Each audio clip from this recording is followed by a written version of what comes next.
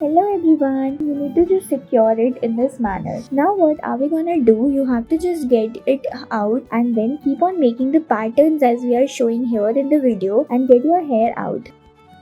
Now here again gonna make the braids and then just secure it beautifully. You have to make the rounds like this and then just secure it tightly in this manner. You have to get the rubber bands and now just keep on making it beautifully secured in this way and then just tie them around. This is gonna look amazing. Isn't it cool?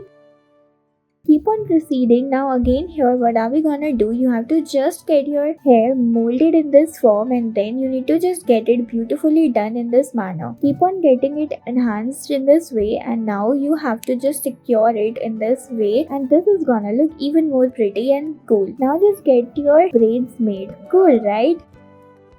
Now here you have to just get a donut rubber band and now just secure it beautifully in this manner. Now get it tucked and tie in this way and now you need to roll them further and get them beautifully attached and tuck them up with the help of these beautiful strings like this. Get it tucked and then you have to just wrap it up on both the sides. Cool, right? Thank you guys for watching our video.